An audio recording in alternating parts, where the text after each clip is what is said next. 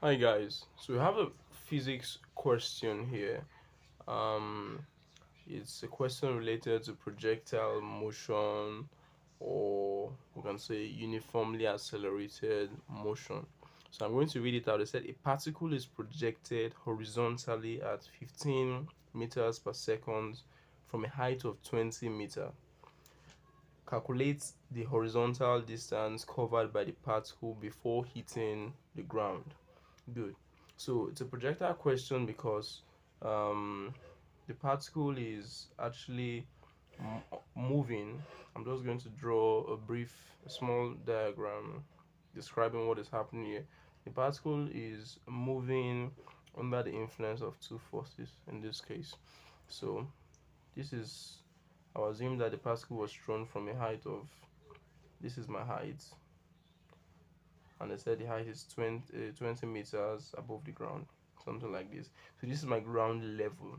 So if the particle was thrown from here, it wasn't just dropped. It wasn't dropped like a ball. It was actually thrown like, let me say, like an arrow kind of. So it was thrown with a horizontal velocity. So it's going like this, and gradually gravity is bringing it down. So it's coming, it's coming, it's coming, and it will land on the floor. So please don't mind my diagram, but you get the idea. So two two forces. One force is gravity. Gravity is, I'll just say gravity is bringing it down, it's pulling it downward. So my downward arrows represent the gravity trying to pull it down, and gravity is accelerating this ball fast, this particle fast, at with an acceleration of g is equal to 10 meters per second square. But don't forget, the other part is the horizontal velocity. So the ball was actually thrown in a horizontal direction with a velocity. So I will say, I'll put an arrow here representing the horizontal velocity, and I will say u is equal to 15 meters per second. So some people will say u subscript x, to the x representing horizontal velocity. So now, this question is a very straightforward question. You're looking for distance, and the formula that relates distance, speed.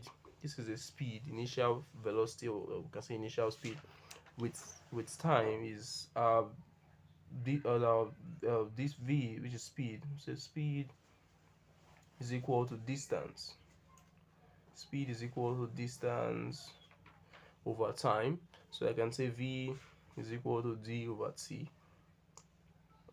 Good. Now we're looking for distance, the horizontal distance. So therefore, if I make that a subject of formula, having d is equal to v times t.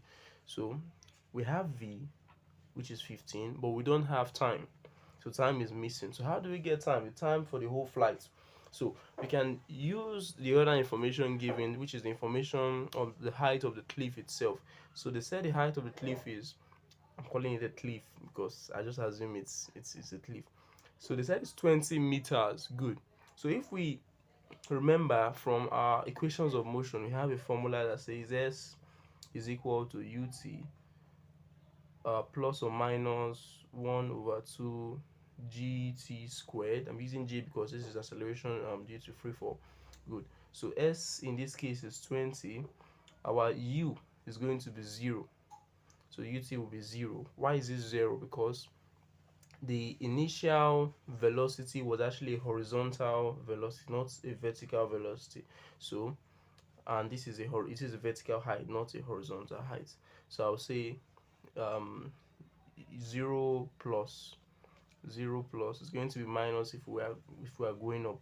So 0 plus 1 over 2 times 10 times t squared. We're looking for the time. This is the time taken throughout the whole journey. So this goes here, we have 5. So therefore t squared is equal to I can say 20 divided by 5, which is 4, and t is equal to 2. T is equal to 2. So if t is equal to 2, we can quickly substitute our t and say finally our distance, which I can see right as r, which is r representing range, because range by definition is a horizontal distance covered in the projectile motion, is equal to v, say u times t, where our u is 15 and our time is 2, which is 30 meters per second. Thank you for watching.